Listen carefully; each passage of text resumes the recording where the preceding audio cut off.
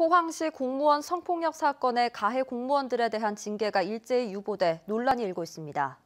얼마 전 포항시 송경창 부시장까지 나서 엄중한 처벌을 약속했는데 결국 솜방망이 처벌로 유야무야 되지 않을까 우려의 목소리가 커지고 있습니다. 장미쁨 기자가 보도합니다. 포항시 공무원 성폭력 사건이 공론화되자 지난 8월 송경창 포항부시장은 이례적으로 기자회견을 자청했고 대시민 사과와 함께 직접 가해자는 물론 2차 가해자도 엄중하게 징계하겠다고 약속했습니다. 사건을 은폐하거나 피해자에게 불이익 조치에 해당하는 추가 피해자가 발생할 경우 관련자도 행위자에 준하여 징계하겠습니다.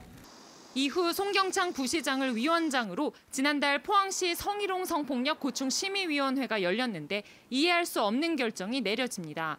당시 담당 과장 A씨가 2차 가해를 했다고 결론 짓고도 징계 권한이 있는 경북도에는 경징계를 권고한 사실이 드러났습니다. 저희들이 임의대로 하는 것도 아니고 고충심의위원회 위원님들 전부 다 의견이 그렇게 모아져서 저희는 그 의견에 따라서 요구를 한 겁니다. 문제는 경징계 권고를 결정한 포항시 성희롱 성폭력 고충심의위원회의 구성원 7명 가운데 5명이 공무원. 제 식구 감싸기라는 비판을 피할 수 없습니다.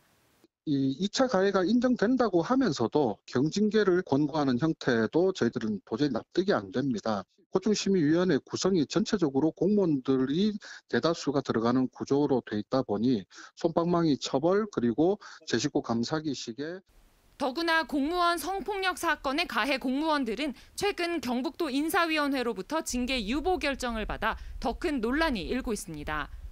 지난달 28일 경북도 인사위원회는 성추행 직접 가해 혐의를 받고 있는 공무원 B씨와 2차 가해 혐의가 있는 포항시 현직 과장 A씨에 대해 징계 유보 결정을 내렸습니다. 경북도는 재판이 진행 중일 경우 위원회의 의결로 일정 기간 보류 의결을 할 수 있다며 문제 없다고 해명했습니다. 하지만 지방 공무원 징계 규칙에 의하면 성폭력 범죄 사건의 경우 공소 제기만 돼도 재판 결과와는 상관없이 최대 파면까지 징계가 가능하다고 밝히고 있어 봐주기 결정이 아니냐는 지적이 나옵니다. 지침에도 징계하도록 되어 있어요. 법정 다툼과 별도로.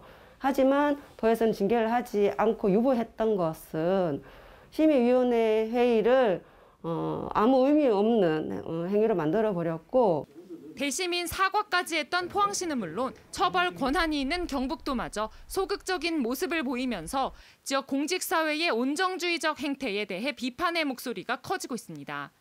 MBC 뉴스 장미쁨입니다.